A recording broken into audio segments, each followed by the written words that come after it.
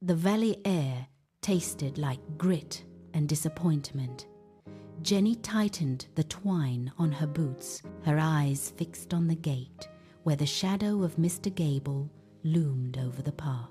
Thomas stood motionless as the landlord paced, his ledger open like a verdict.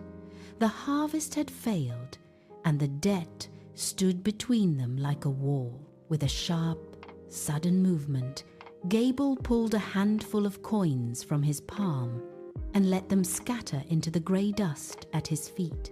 The metal clinked against the hard earth, a hollow sound that echoed across the dry fields. Thomas hesitated, his fingers twitching, before he lowered himself to his knees to gather the pittance. A sharp, dry laugh broke from Gable, sounding like stones grinding together. From the road, a crowd of neighbours gathered. Sarah and Mark leaned against the fence, their eyes tracking every movement. They did not help.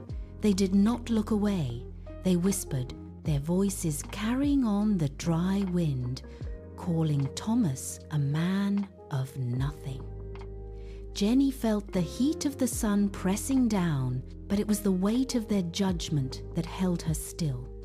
She watched her father rise, his hands trembling as he clutched the coins, while the neighbours turned away, leaving them alone in the dust. Jenny walked past the dust-choked rows to the edge of the property where the earth turned to jagged stone. No one touched this ground. She found a rusted hoe half buried in the dirt, gripped the handle and brought the edge down. It rang against the rock, jarring her shoulders. She struck again, harder, breaking the crust. Leo stepped forward and began to clear the debris. Anna followed, dragging a bucket from the distant well. The metal handle bit deep into her palms, leaving red welts, but she did not stop. She tipped the water into the furrow, watching the liquid disappear instantly into the thirsty rock. On the road, the neighbours stopped their trek. They threw stones at the fence, the impacts punctuating their shouts that the soil was cursed. Old man Silas spat near their feet, his voice rasping as he told them to leave the valley before the sun killed them. They ignored him. By noon, Thomas reached them. His frame was hunched from his morning labour, but he knelt without hesitation. He gripped the handle of a shovel, his knuckles white against the wood. He began to pray, his voice low and steady against the rising wind, turning the earth in rhythm with his word. They pressed the seeds into the hard ground, ignoring the heat, ignoring the ridicule, and ignoring the ache in their bones. Weeks passed under a sun that hammered the valley floor into cracked ceramic. Mr. Gable appeared at the edge of the rocky patch, his shadow stretching long across the struggling green shoots. He tapped his boot against a seedling, his expression twisted in contempt, and delivered a sharp kick that crushed the plant into the dirt. Jenny moved instantly. She stepped between him and the remaining row, her heels dug into the loose rock. She did not speak. She did not blink.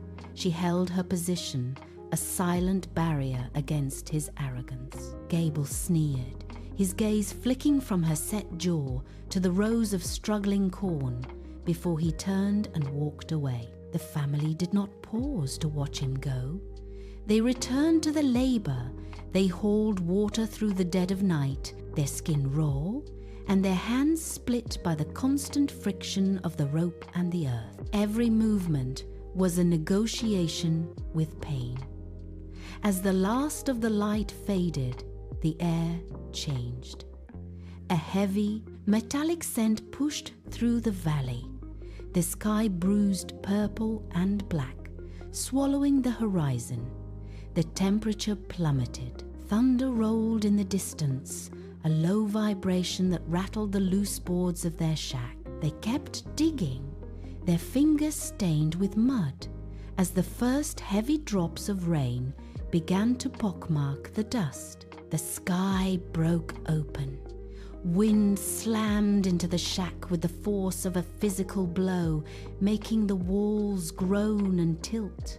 Jenny scrambled inside as the roof began to tear, the sound of metal sheeting shrieking against wood. Rain poured through the cracks, drenching the floor and turning their living space into a slick, shivering trap. Thomas pushed the family into the corner where the joists held firm. He struck a match. The flame flickered, fought the draft, and stabilized into a thin, golden needle of light. Martha clutched the heavy book to her chest, her knuckles white, while the wind howled outside like a living thing. Every gust threatened to lift the roof entirely. Thomas opened the pages and began to read aloud, his voice strained but steady against the roar of the gale.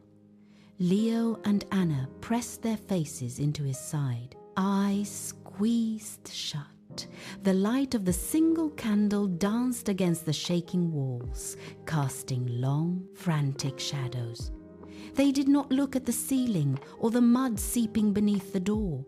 They focused only on the words. They asked for protection. They asked for the strength to endure. The storm hammered the earth, but inside the small circle of light, they remained locked in a desperate, silent plea for survival. The wind died before the first light touched the ridge. The family stepped out into a morning that felt scrubbed clean. Jenny walked to the edge of the patch and stopped. The air hung still. The rocky ground, once barren and jagged, held a different sight. Green stalks rose toward the sky, thick and vibrant, swaying gently in the damp morning breeze. The corn stood tall, a wall of life where only dust had been. Neighbors gathered at the fence line. Sarah and Mark stood motionless, their faces slack as they stared at the rows. They did not whisper. They did not point. They simply looked, unable to reconcile the reality before them with the land they knew. Then the gate creaked. Mr. Gable walked into the field.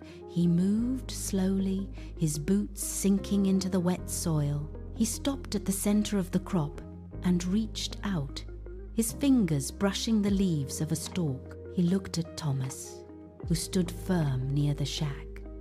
No words passed between them. The silence stretched, heavy and profound. Gable turned and walked away, his stride losing its usual sharp rhythm. He did not look back. The field held its ground, a testament to the night that had passed. The harvest was gathered.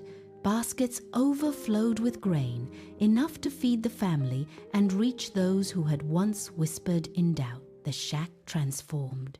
New timber reinforced the roof, and the walls stood firm against the wind. Inside, the table held bread and fruit, a quiet feast of survival. Jenny looked at her father. He sat upright, his shoulders square and steady. The shadow of the debt had vanished. They bowed their heads, offering gratitude for the rain and the light that had redeemed the rocky soil. Outside, the valley was changing. Neighbors came asking for seeds, their voices soft with curiosity rather than scorn. Jenny walked to the gate, the rusted hoe resting nearby. She looked toward the horizon. It no longer felt like a boundary owned by another. It was a path. She smiled, turned from the gate, and walked into the warmth of the morning. Each step was deliberate. She was ready. The future opened wide before her, and she moved forward with a heart that had finally learned how to hold on